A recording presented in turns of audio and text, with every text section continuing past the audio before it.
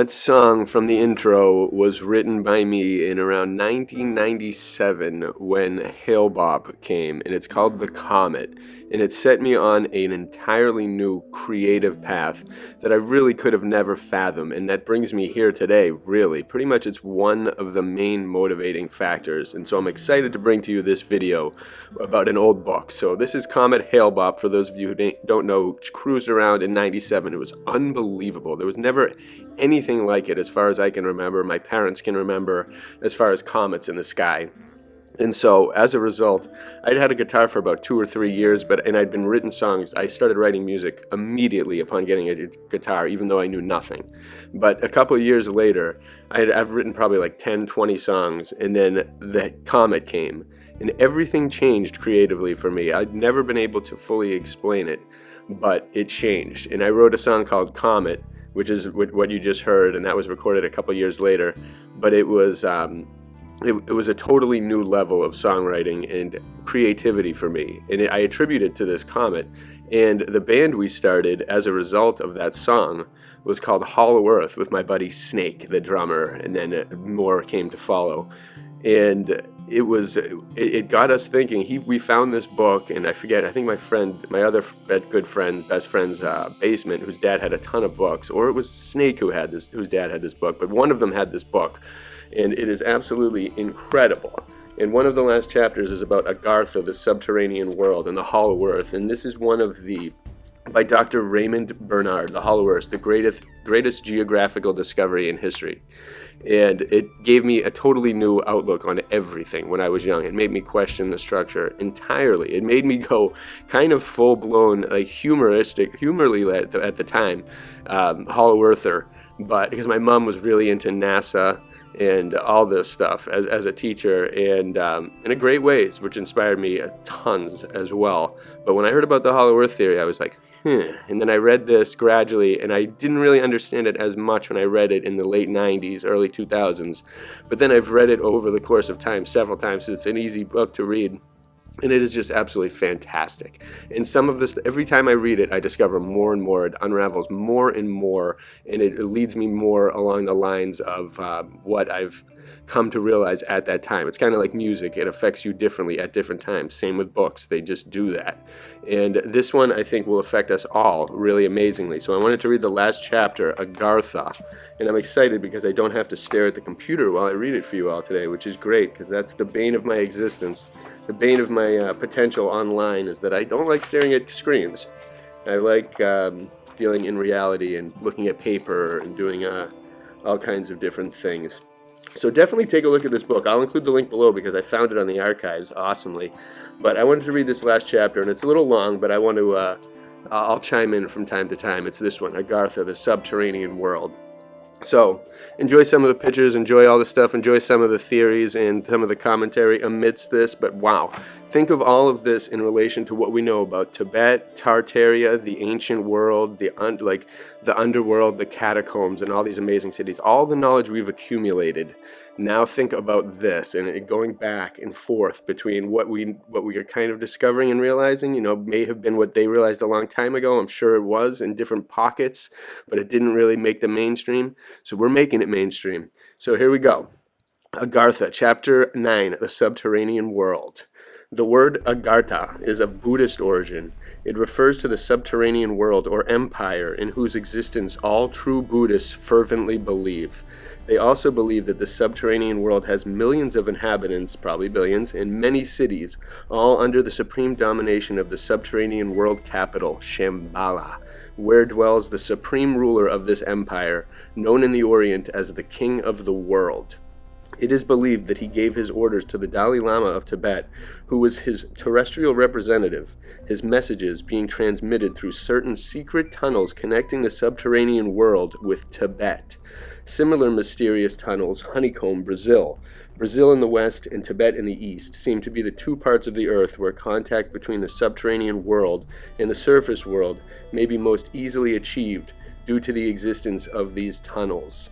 Wonder if they've discovered some of these in Brazil. And also Tibet, the ancient place, one of the last conquered zones by communism. Tartarian. The famous Russian artist, philosopher, and explorer Nicholas Roerich, who traveled extensively in the Far East, claimed that Lhasa, capital of Tibet, was connected by a tunnel with Shambhala, capital of the subterranean empire of Agarta. The entrance of this tunnel was guarded by lamas who were sworn to keep its actual whereabouts a secret from outsiders by order of the Dalai Lama. A similar tunnel was believed to connect the secret chambers at the base of the Pyramid of Giza with the subterranean world, by which the pharaohs established contact with the gods or supermen of the underworld. Keep all this factored in, because this all vibes with what we have been learning and discovering. The various gigantic statues of early Egyptian gods and kings, as those of Buddha found throughout the Orient, represent subterranean supermen who came to the surface to help the human race. They are generally represented as sexless. They were emissaries of Agarta, the subterranean paradise, which it is the goal of all true Buddhists to reach. I guess we're true Buddhists. Buddhist traditions state that Agartha was first colonized many thousands of years ago when a holy man led a tribe which disappeared underground.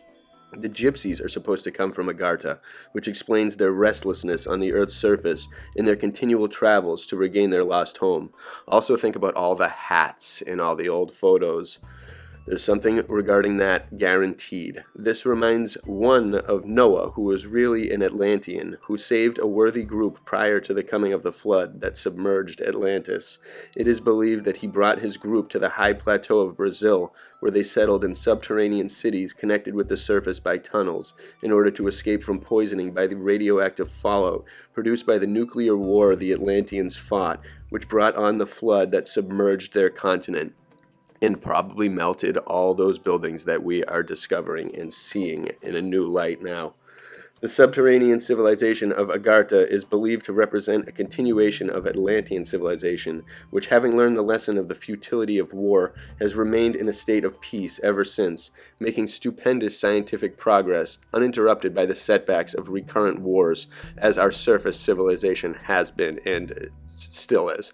Their civilization is many thousands of years old. Atlantis sank about 11,500 years ago, parentheses, while ours is very young, only a few centuries old. Subterranean scientists are able to wield forces of nature we know nothing about, as demonstrated by their flying saucers, which operated by a new, unknown source of energy, more subtle than atomic energy. Ossendowski claims that the Empire of Agartha consists of a network of subterranean cities connected with each other by tunnels through which vehicles pass at tremendous speeds, both under land and under the ocean. And people are seeing, someone did a video recently about these tubes in New York City and different underground cities where they had like basically what Elon Musk claimed he would do but failed miserably at, like everything. And so that's this whole thing is making more and more sense. These people live under the benign reign of a world government headed by the king of the world. They represent descendants of the lost continents of Lemuria and Atlantis, as well as the original perfect race of Hyperboreans, the race of gods. During various epochs in history, the Agartan supermen or gods came to the surface to teach the human race and save it from wars, catastrophes, and destruction. The coming of the flying saucers soon after the first atomic explosion in Hiroshima represents another such visitation, but this time the gods themselves did not appear among men, but they sent their emissaries. The Indian epic Ramayana describes Rama as such an emissary from Agartha coming on an aerial vehicle, which was probably a flying saucer. A Chinese tradition speaks of divine teachers coming on aerial vehicles. Similarly, the founder of the Inca dynasty, Manco Capac, came the same way. One of the greatest of Agarthan teachers in America was Quetzalcoatl, the great prophet of the Mayas and Aztecs and of the Indians of the Americas in general, both in South and North America. That he was a stranger among them, coming from a different race, parentheses, Atlantean, is indicated by his being fair while they were dark, his being tall while they were short, his being bearded while they were beardless. He was reverenced as a savior by the Indians of Mexico, Yucatan, and Guatemala long before the coming of the white man. The Aztecs called him God of Abundance and the Morning Star. His name Quetzalcoatl means feathered serpent, meaning a teacher of wisdom, symbolized by the serpent who flies. He was given this name because he came on an aerial vehicle, which appears to have been a flying saucer. He probably came from the subterranean world because after he remained some time with the Indians, he mysteriously vanished the same way as he came, and was believed to have returned to the subterranean world from which he came. Quetzalcoatl is described as having been a man of good appearance and grave countenance, with a white skin and beard, and dressed in a long flowing white garment. He was also called Huamak, because of his great goodness and continence. He taught the Indians the way of virtue and tried to save them from vice by giving them laws and counsel, to restrain them from lust and to practice chastity. He taught pacifism and condemned violence in all forms. He instituted a vegetarian diet with corn as a principal food, and taught fasting and body hygiene. Fasting is so good, I gotta get back into it. According to the South American archaeologist Harold Wilkins, Quetzalcoatl was also the spiritual teacher of the ancient inhabitants of Brazil. After remaining some time with the Indians and seeing how little they cared to follow his teachings, except his recommendation to plant and eat corn as a basic food in place of meat, Quetzalcoatl departed, telling them that someday he would return. That this visitor from heaven left the same way in which he came, on a flying saucer, is indicated by the following facts. When Cortez invaded Mexico, the Emperor Montezuma believed that the predicted return of Quetzalcoatl had occurred because a fireball then gyrated over Mexico City, making the people wail and scream, setting the temple of the war god on fire. This firewall was believed to have been the flying saucer on which Quetzalcoatl traveled. Osiris was another such subterranean god, according to Donnelly in his book, Atlantis, the Antediluvian World.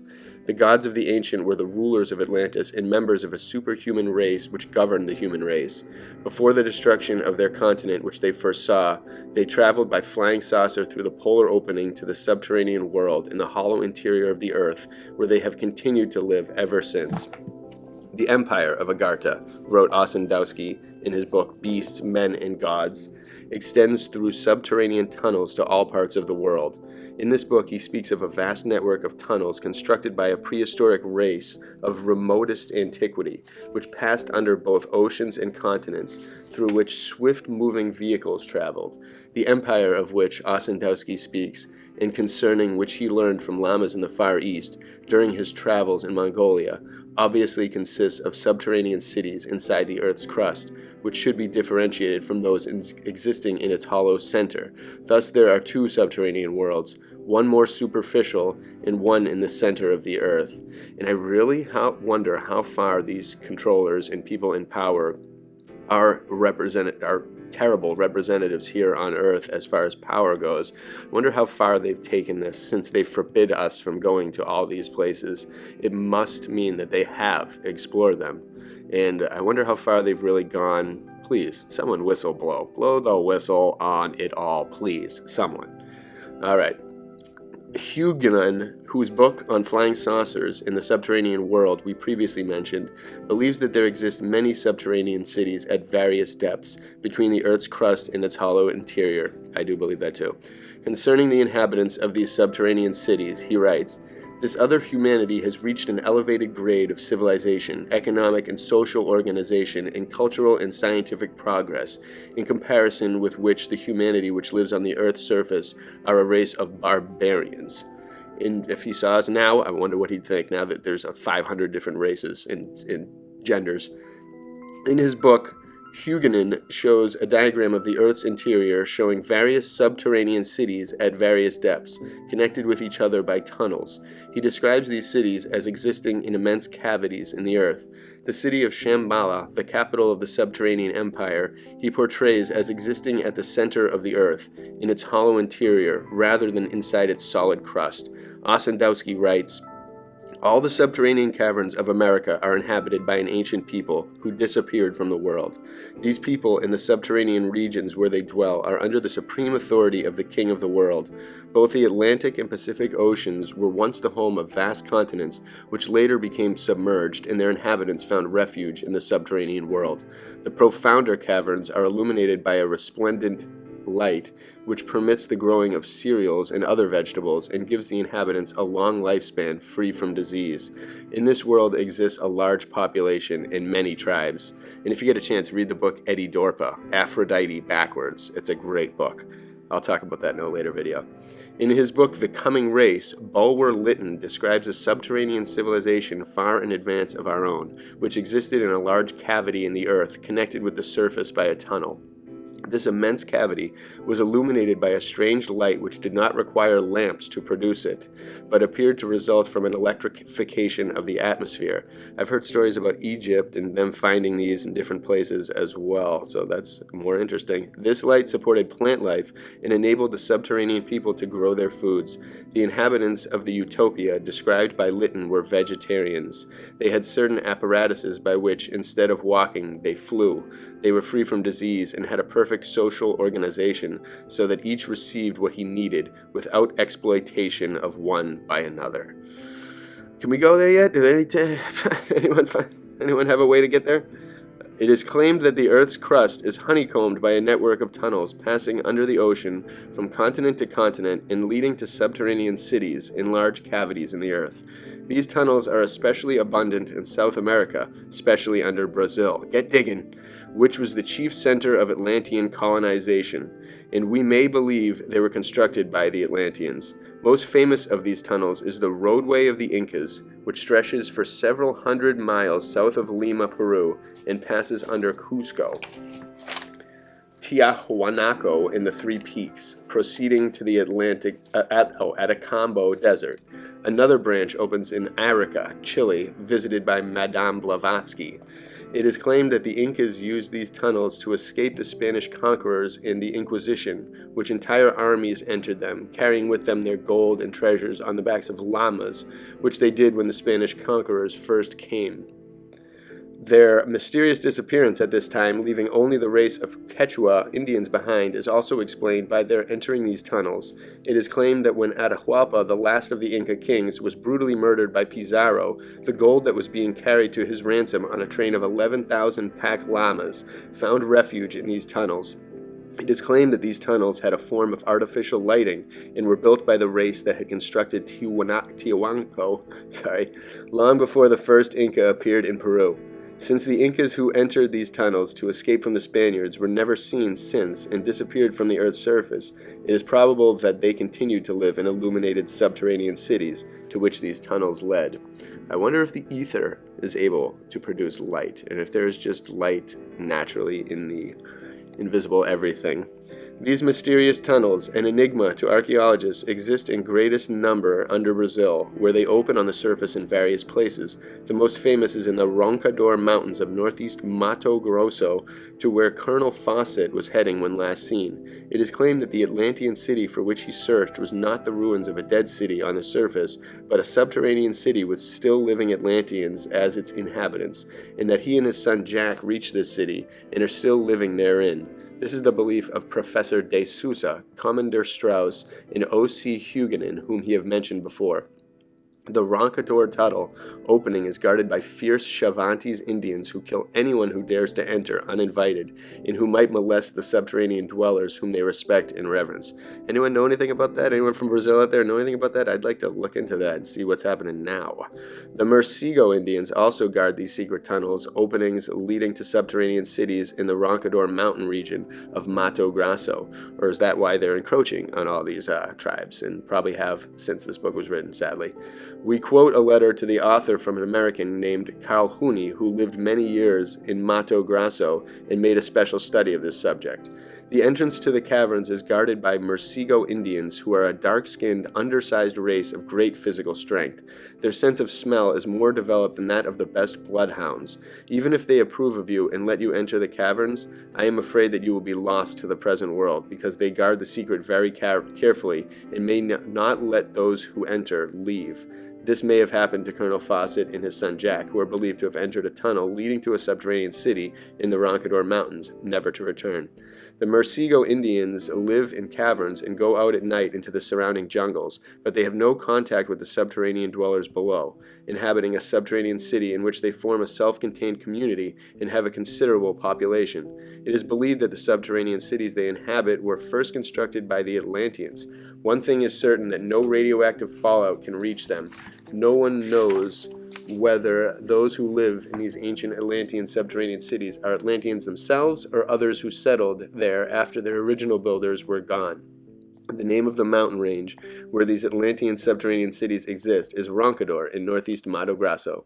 If you go in quest of these subterranean cities, take your life in your own hands, as you may never be heard of again, like Colonel Fawcett. When I was in Brazil, I heard a lot about the underground caverns and subterranean cities. They are, however, a long way from Cuiabá. They are near the Rio Araguaia, which empties into the Amazon. They are to the northeast of Cuiabá at the foot of the tremendously long mountain range named Roncador. May have to Google Earth that puppy. I desisted to investigate further because I heard that the Mursego Indians jealously guard the entrance to the tunnels from people who are not sufficiently developed, because they do not want trouble. In the first place, they do not want anyone who is still enmeshed in commercialism and who has a desire for money. They're smart. They're very smart. I know that a good part of the immigrants who helped in the uprising of General Isidro Lopez back in 1028 disappeared into these mountains and were never seen again. It was under the reign of Dr. Benavides, who bombarded Sao Paulo for 4 weeks. Finally, they made a truce for 3 days and let the 4,000 troops, who were mainly Germans and Hungarians, to go out of town. About 3,000 of them went to Acre in the northwestern part of Brazil, and about 1,000 disappeared in the caverns. I heard the story consistently.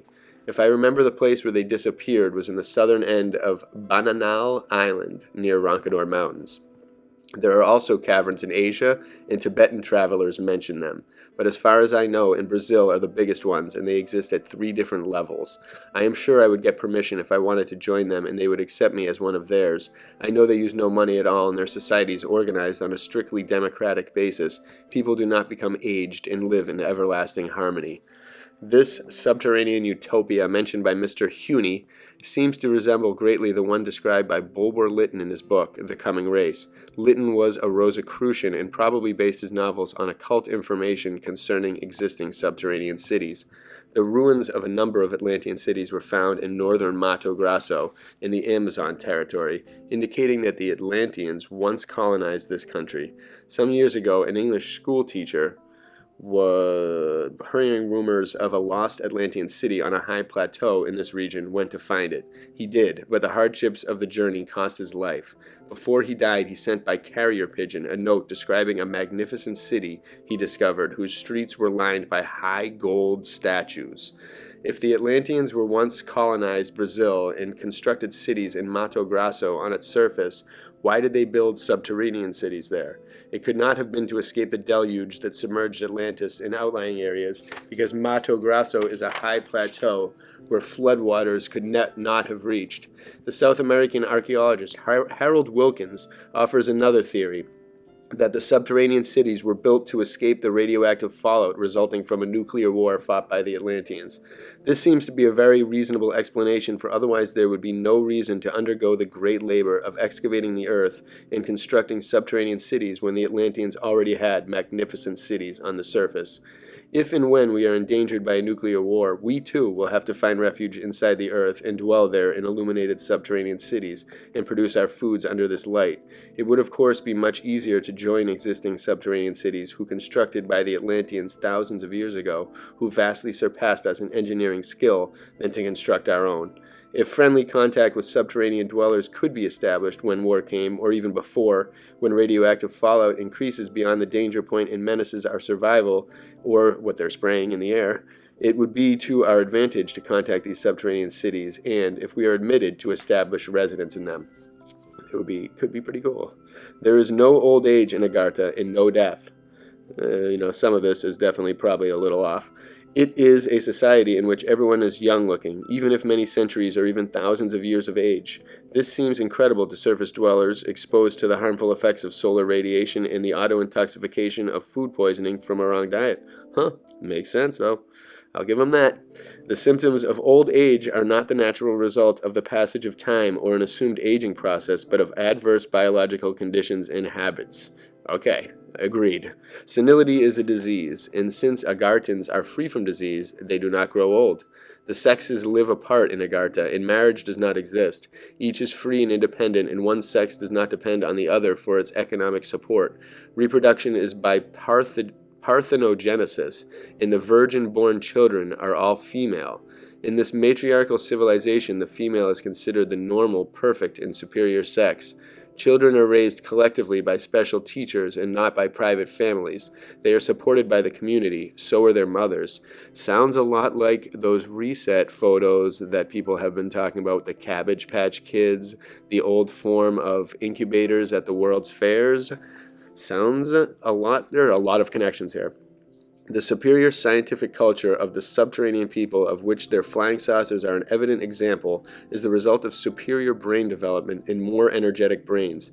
This is due to the fact that their vital energies flow up to their brain rather than being dissipated through the sexual channel as among so-called civilized surface races.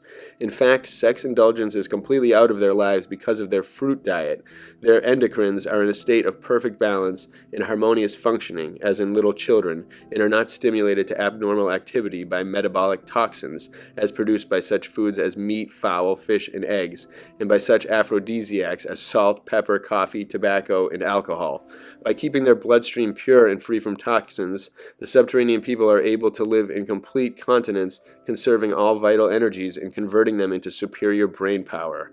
Their superior scientific achievements result from the fact that their brains are superior to ours in intellectual development. They are the race which created the flying saucers.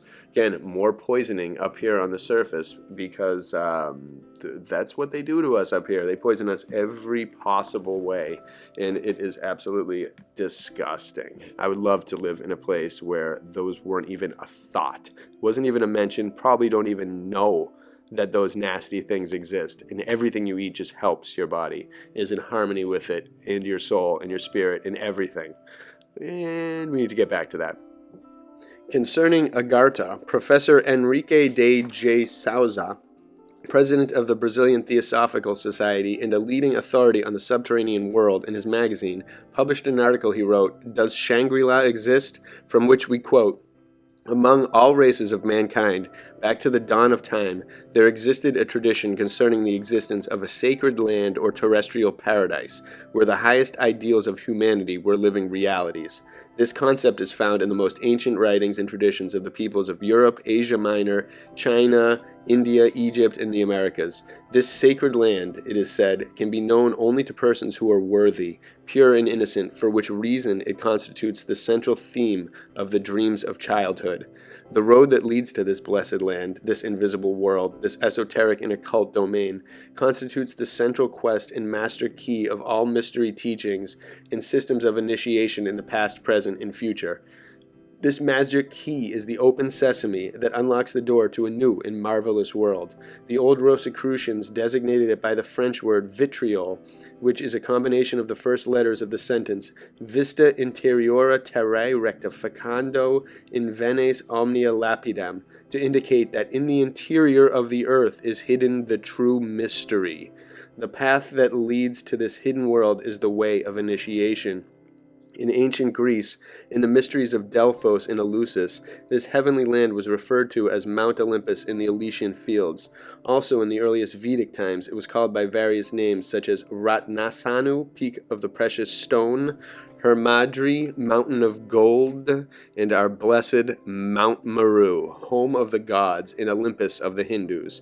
Symbolically, the peak of this sacred mountain is in the sky, its middle portion on the earth, and its base in the subterranean world. Jainism loves the underworld and believes full-blown in the upper, middle, and below, and I fully agree. The Scandinavian Eddas also mention this celestial city, which was in the subterranean land of Asar of the peoples of Mesopotamia. It was the land of Amenti of the sacred Book of the Dead of the ancient Egyptians. It was the city of 7 petals of Vishnu, and the city of the 7 kings of Edom, or Eden of Judaic tradition. In other words, it was the terrestrial paradise. In all Asia Minor, not only in the past but also today, there exists a belief in the existence of a city of mystery full of marvels, which is known as Shambhala. Shambhala. Interesting. Where is the temple of the gods? It is also the Urdami of the Tibetans and Mongols. The Persians call it Alberti or Ariana, land of their ancestors. Ariana, Aryana. The Hebrews called it Canaan, and the Mexicans Tula or Tolan, while the Aztecs called it Mayapan. The Spanish conquerors who came to America believed in the existence of such a city and organized many expeditions to find it, calling it El Dorado or City of Gold. They probably learned about it from the Aborigines who called it by the name of Manoa, or city whose king wears clothing of gold. By the Celts, this holy land was known as Land of the Mysteries, Duat or Dananda. A Chinese tradition speaks of land of Shivan, or the city of a dozen serpents. It is the subterranean world, which lies at the roots of heaven. It is the land of Kalkas. I love that. It lies at the root of heaven. The roots of heaven. That's awesome. It is the land of Kalkas, Chalcis or Kalki, the famous Colchita for which the Argonauts sought when they set out in search of the Golden Fleece. In the Middle Ages, it was referred to as the Isle of Avalon, where the Knights of the Round Table, under the leadership of King Arthur and under the guidance of the magician Merlin, went in search of the Holy Grail, symbol of obedience, justice, and immortality. When King Arthur was seriously wounded in a battle, he requested his companion Belvedere to depart on a boat to the confines of the earth, with the following words: "Farewell, my friend and companion Belvedere, and to the land where it never rains, where there is no sickness and where nobody dies. This is the land of immortality, or Agarta, the subterranean world. This land is the Walhalla of the Germans, the Monte Salvat of the Knights of the Holy Grail, the Utopia of Thomas More, the City of the Sun of Campanella, the Shangri-la of Tibet, and the Agarta of the Buddhist world. We have indicated previously that the subterranean cities of Agarta were constructed by Atlanteans as refuges from the radioactive fallout produced by the nuclear war they fought, and also referred to Huguenot's theory that flying saucers were Atlantean aircraft which were brought to the subterranean world prior to the occurrence of the catastrophe that sank Atlantis. The abandonment of their former home on top of the four-sided sacred mountain in the center of Atlantis, Mount Olympus or Meru, later memorialized by the four-sided truncated pyramids of Egypt in Mexico, interesting, and their skyward journey over the Rainbow Bridge or the Aurora Borealis, the Rainbow Bridge, jeez, through the polar opening to the new home in Walhalla. Wow, that's kind of, oh my God, they're hiding so much from us. It's insane. If only we knew. Someday, we have to. To the new home in Walhalla, the golden palaces of the city of Shambhala, capital of Agartha, the subterranean world. This migration of the Atlantean god rulers to the subterranean world prior to the destruction of Atlantis was referred to in Teutonic mythology as the Götterdämmerung, or Twilight of the Gods. They made the journey in flying saucers, which were Atlantean aircraft. Whereas, in the days of Atlantis, flying saucers flew in the Earth's outer atmosphere, after they entered the subterranean world, they continued to fly in its internal atmosphere, in its hollow interior. After the Hiroshima atomic explosion in 1945, they rose again to the surface in numbers, seeking to avert a nuclear catastrophe. The tragedy that befell Atlantis was due to its scientific development running ahead of its moral development, like now, resulting in a nuclear war which heated the atmosphere, melted polar ice caps, and brought on a terrific deluge that submerged the continent. A group of survivors led by Noah found refuge in the highlands of Brazil, then an Atlantean colony, where they constructed subterranean cities connected by tunnels to the surface to prevent destruction by fallout and flood. According to Plato's account, Atlantis was submerged by a series of inundations which came to a climax about 11,500 years ago. Some 4 million inhabitants lost their lives. Those who were more spiritual and more forewarned escaped in time to Brazil, where it is claimed they or their descendants still live in subterranean cities. In this connection, it is interesting to refer to Jules Verne's book, A Journey to the Center of the Earth, which presents a similar conception of the Earth's formation as did Gardner's book by a similar name. Verne describes a party of explorers who entered a volcanic shaft and after traveling for months finally came to the hollow center of the Earth, a new world with its own sun to illuminate it, oceans, land, and even cities of Atlantean origin. Verne believed that prior to the destruction of Atlantis, some of the Atlanteans escaped and established subterranean cities in the Earth's hollow center. Since most of Verne's predictions were later verified, it is possible that this one also will be, not by entering a volcanic shaft, but by an aerial expedition through the polar openings into the hollow interior of the Earth. One of the early German settlers in Santa Catarina, Brazil, wrote and published a book in Old German dealing with the subterranean world, deriving his information from the Indians. The book described the Earth as being hollow with a sun in its center. The interior of the Earth was said to be inhabited by a disease-free, long-lived race of fruitarians. This subterranean world, the book claimed, was connected by tunnels with the surface, and these tunnels, it was claimed, opened mostly in Santa Catarina and surrounding parts of South Brazil. It's interesting because I've been kind of slowly leading towards a fruitarian diet because nothing satisfies me like fruit. So good. The author has devoted nearly 6 years to investigations to study the mysterious tunnels which honeycomb Santa Catarina, obviously built by an ancient race to reach subterranean cities. Research is still in progress on a mountain near Joinville. The choral singing of Atlantean men and women has been repeatedly heard. Also, the Cantagallo, cock crowing, which is the standard indication of the existence of a tunnel opening leading to a subterranean city. The crowing is not produced by a living animal, but probably by some machine. The Russian explorer Ferdinand Ossendowski, author of Beasts, Men, and Gods, claims that the tunnels which encircle the Earth and which pass under the Pacific in Atlantic oceans were built by men of a pre-glacial Hyperborean civilization, which flourished in the polar region at a time when its climate was still tropical, a race of supermen possessing scientific powers of a superior order and marvelous inventions, including tunnel-boring machines we know nothing about, by means of which they honeycombed the earth with tunnels. We shall now quote from Ossendowski's remarkable book relating his own experiences in Mongolia, where belief in the existence of a subterranean world of Agarta, ruled by the king of the world, who resides in his holy city of Shambhala, is universal. Ossendowski writes, "Stop," said my Mogul guide when we crossed the plateau of Saganluk. "Stop." His camel bowed down without the need of him ordering it. The Mongol raised his hands in a gesture of adoration and repeated the sacred phrase, Om Mani Padme Hum. The other Mongols immediately stopped their camels and began to pray.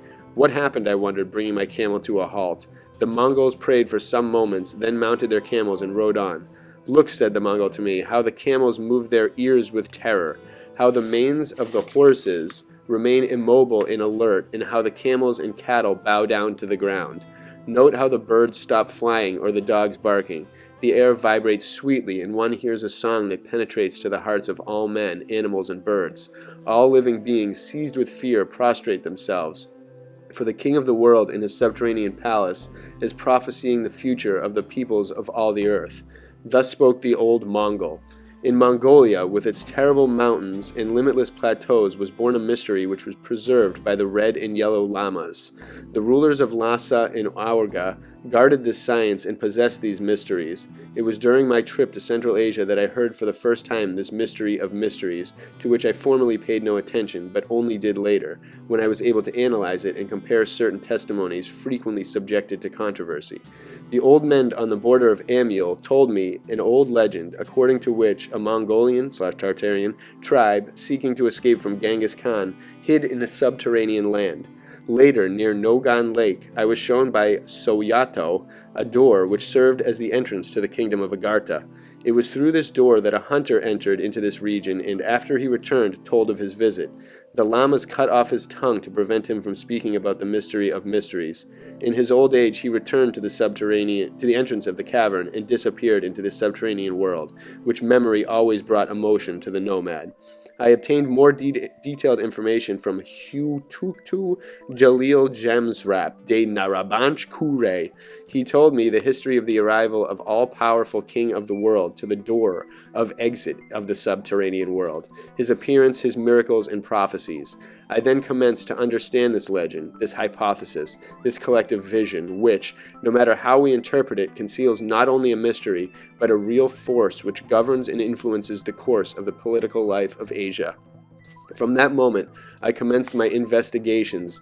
The Lama Gilong, favorite of Prince Chultun Bailey, gave me a description of the subterranean world. More than 6,000 years ago, he said, a holy man disappeared into the earth, accompanied by a tribe of people, and never returned to its surface. This inner world was also visited by various other men, as Kakiyuminu, under Genghis Paspa, Babur, and others. No one knows where they found the entrance. Some say it was in Afghanistan, others say it was in India. All inhabitants of this region are protected against evil, and no crime exists within its boundaries. Science developed tranquilly, uninterrupted by war, and free from the spirit of destruction. That would be nice. Consequently, the subterranean people were able to achieve a much higher degree of wisdom.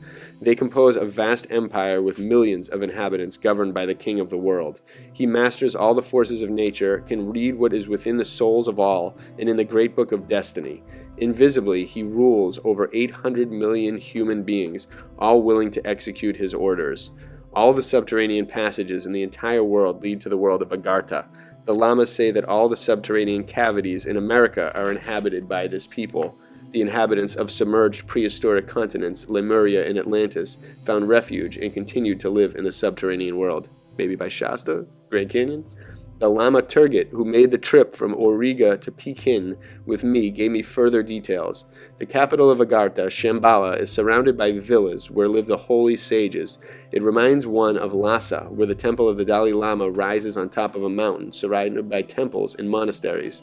Its palace is surrounded by the palaces of gurus, who control the visible and invisible forces of the earth, from its interior to the sky, and are lords of life and death. If our crazy humanity will continue its wars, they may come to the surface and transform it into a desert. They can dry the oceans, transform continents into seas, and cause the disappearance of mountains. In strange vehicles, unknown above, they travel at unbelievable speeds through tunnels inside the earth. The Lamas found vestiges of these men in all parts and in inscriptions on rocks, and saw remains of the wheels of their vehicles. When I asked him to tell me how many great persons visited Agartha, the Lama answered, "A great number, but most of those who were there maintain the secret as long as they live. When the Olets destroyed Lhasa, one of their regiments in the mountains of the southwest reached the limits of Agartha and were then instructed in mysterious sciences, for which reason the Olets and Talmuds became prophets. Certain black tribes of the east entered Agartha and continued to live there for centuries. Later they were expulsed from the subterranean world and returned to live on the surface of the earth, bringing with them knowledge of the mystery of prophecy by means of cards and reading the lines of the hand. They were the ancestors of the gypsies. Interesting. Tarot and hand symbologies and whatnot, maybe even of the stars. In a certain region in the north of Asia, there exists a tribe which is on the verge of disappearing and which frequents the caverns of Agartha. Its members can invoke the spirit of dead which live in space. The Lama then remained silent some time and then, responding to my thoughts, continued. In Agartha, the sages write on stone tablets all the sciences of our planet and of other worlds. The Chinese Buddhist sages know that well. Their science is the most advanced and purest. In each century, the sages of China united in a secret place near the sea, and on the backs of 100 large turtles that come out of the ocean, they write the conclusions of the divine science of their century. That is an artwork waiting to happen as well. Wow. This brings to my mind a story that was related to me by an old Chinese attendant in the Temple of Heaven in Peking, which has done the Tartarian Tales and other videos on. He told me that turtles live for 3,000 years without air or food, and for this reason all the columns of the Blue Temple of Heaven rest on the backs of living turtles, so that wooden supports would not rot. Many times did the rulers of Aurga and Lhasa send ambassadors to the king of the world, said the Lama librarian, but they could not reach him. However, a Tibetan chief, after a battle with the Olets, came to a cavern whose door opening bore the following inscription: "This door leads to Agartha." From the cavern left a man of beautiful appearance, who presented to him a golden tablet, bearing strange inscriptions, saying, "The king of the world will appear to all men when comes the time of the war of the good against the evil, but this time has not yet come. The worst members of the human race have yet to be born." Chang Chum Ungern sent young Prince Pounzig as an ambassador to the king of the world. The ambassador returned with a letter for the Dalai Lama of Lhasa. He wished to send him a second time, but the young ambassador never returned. And that is the last chapter of this book. It goes on to have a conclusion and a few other appendixes and other things, and the other chapters are astounding, but wow, and what an ending to that too. The worst members of the human race have yet to be born, and this is early in the 1900s, so those people have probably been born now, judging by what we're seeing. But all of this knowledge would change everything. It would change everything, if instead of just having controllers who are constantly trying to socially, morally, culturally, spiritually, healthily, every way destroy us, we had people that we had model beings to look after who were pure, who understand what science is without the spirit of destruction attached to it, which is now getting to a point where it's engineering biological things on this planet and dumping them all over the place, as well as nanotech. I'd say that and nuclear stuff all suck. So come on, let's get some help over here. Please come over here and blow everyone's minds apart. Blow all the aliens people, all the people who have been following all the nonsense on TV, all the people who just kind of didn't take this seriously or laughed at all this stuff.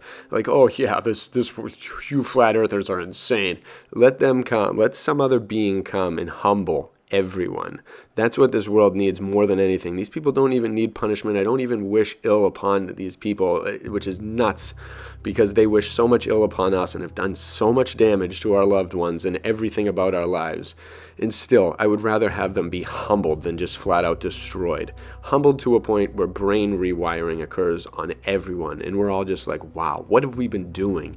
Everyone goes into a state of reflection, and we all just accept. The truth comes out, the divine truth, the sacred truth, the ancient truth, the beautiful, perfect truth comes out, spreads across the world, and we all benefit. Humanity benefits above, below. Imagine taking a vacation to Agarta, going down and getting led down there in a crazy way. It takes you like a month of a journey down in certain portals. Imagine how sweet that would be. The next phase of adventurers wouldn't be going underwater in like things, or like going in like, which would be cool. I still do want to go underwater, and we do need to explore underwater, but a new age of explorers that would be going into the ground, going below, going beyond the poles, going in places that everybody was taught, instituted to believe never would even come close to existing. Everyone was taught to belittle thoughts of anything else besides a globe Earth that has not even been slightly proven or had any type of logical proof behind it. And they've been doing this for so long. So many people have fallen for it, and for all of them to come out of that trance and experience what it's like. And so many people ask, why is this so important? And it's because of that. It's because of the feeling you would get when you know the divine truth, or when you get closer to the divine truth, instead of believing evil, disgusting, atheistic nonsense lies that just belittle our potential to the point of just almost elimination. And that can't happen. These people, and just the thoughts of them, the stories that have survived, the information that survived. This guy compiles it very amazingly. What an incredible author. But the stories Dr. Raymond Bernard has compiled, and great sources to look into in this video. Definitely take a look, and I will be diving deeper in many. But all of those sources combine, and they're trustworthy. They're not like unpure and evil sources. They're not coming from like people that are incredibly untrustworthy. They're coming from people with experiences, people with like stories that have stood the test of time, people who weren't distracted, and so these stories were important to them. They were as important as they are to the truthers in this community, and they are important to us. They lead towards something so brilliant, so perfect, so unfathomable to billions of people. And although I have a feeling some do know, I have a feeling since they steer us in so many awkward directions, so many wrong, backwards directions, just 180s, I think they have to know this truth, and they have to be defending it, they have to be controlling it, they have to be doing all this stuff. So hopefully someone will blow the whistle someday, and that will lead to a flood of information, or however it happens, it needs to happen, because whatever the truth is, Agarta, land beyond the poles, or whatever, we need to discover it. We need to, as a species, it will help us all. It will help every part of our being. We need it. Bless you all. Hope you enjoyed this. Hollow Earth.